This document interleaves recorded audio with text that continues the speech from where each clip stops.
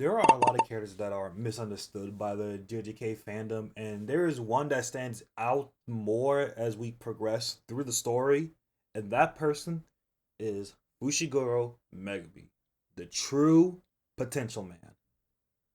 One thing that I've seen people downplaying Megumi is how he always tries to summon his big bro Maharag in every fight he's in, and to my response is what else are we supposed to do? You know, because if you look back at a lot of his fights, a good chunk of his fights, there was not really much other option that he could have done. Like for example, we got the first time he met Yuji, and Yuji ate the finger, which was Sukuna's fingers in there, so that's valid. Then was also when Sukuna killed the finger bearer and started to play with Megumi. Major pause. Yeah, so that's also valid. Then we also got the time where Hanami attacked and Megumi saw, Maki was bleeding. It's also valid. Let's see what else. Oh yeah, the finger bearer in the cave that almost fucked him up. And he had to go through a whole villain arc. Cause look at this man's face, bro. Oh my god, bro. Oh, hell. Look at his smile. He is devious. He had lost all hope and copied his stepdaddy's technique and started tweaking. And oh yeah, speaking of dads, this nigga fought his own father and was getting punished. If I threw a gang of rabbits and he just like starts one-shotting them all with pebbles, you best believe it. When I say roses are red, weapon against me won't prosper, because I am not trying to box, bro. Then there was also the time he got it off against Haruta, which I don't really got nothing to say. We're gonna keep it pushing. Lastly, remember when Megumi saw his sister and she was in a wheelchair, only to reveal that that wasn't his sister and it was Yozuru that took over his sister? Then you also remember when they started chasing her, Sukuna used his binding vow and took over Yuji's body and frame one slept Hana? Remember that? Pepperidge Farm remembers. Now put yourself in Megumi's shoes. Okay, think. Now just think for a solid second.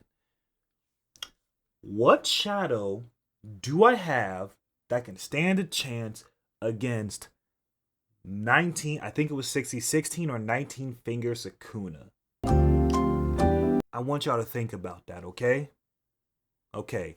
And also, before y'all go in the comment section saying, like, oh, I forgot about the total fight, that fight was a mistranslation, and he wasn't going to use Maho in the school fight, so y'all can relax on that one, okay? Y'all can chill.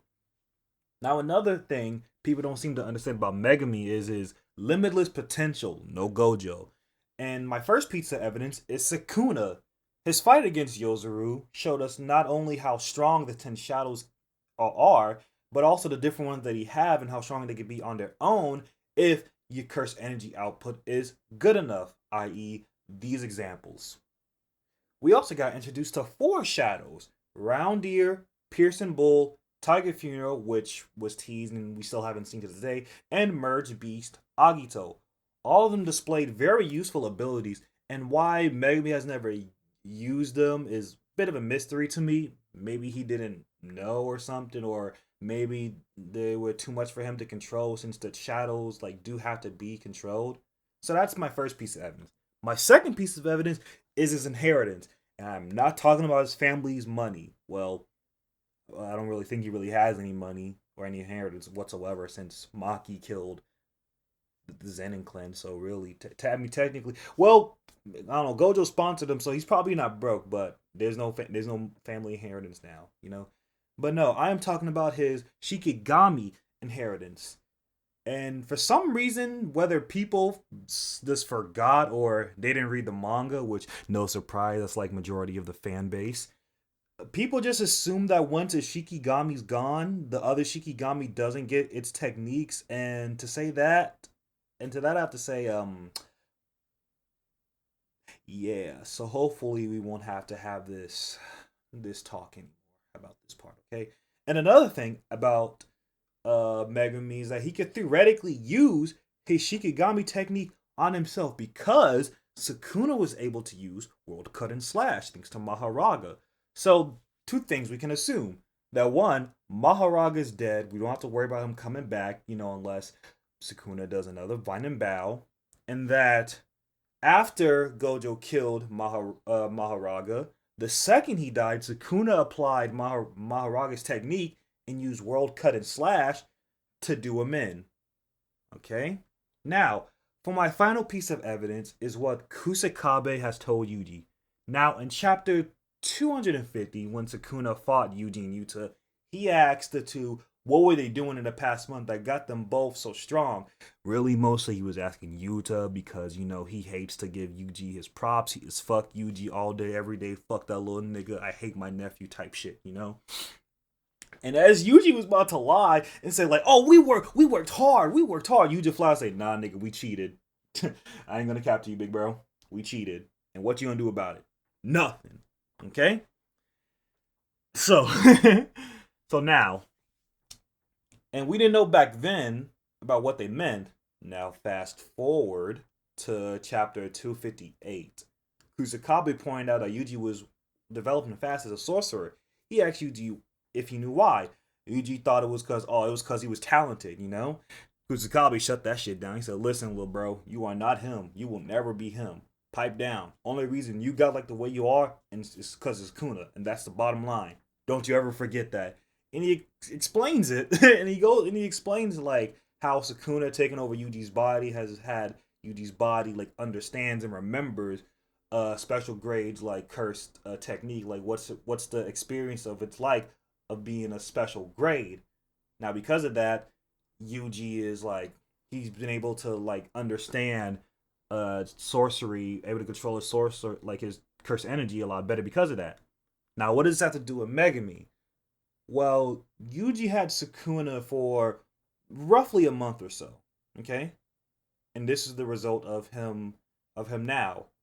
Megumi, however, had Sukuna for a few months, okay?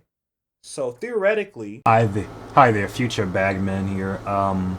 So something I want to point out after like re-looking at my evidence. Sukuna said like, "How did you get so strong in the past month? Like, what have you been doing in the past month?" So, I mean, I'm assuming that like these meant like just a month of that training, or maybe like this whole. I don't think the whole Culling Games is just within a month's time. I think it was multiple months. I could have sworn, but maybe it is just 1 month. So take this last bit with like a grain of salt. I mean, if it has been a few months, then theory still holds. If not, well, theory still kind of holds, but him being in there for much longer, I was most likely wrong about. So, yeah.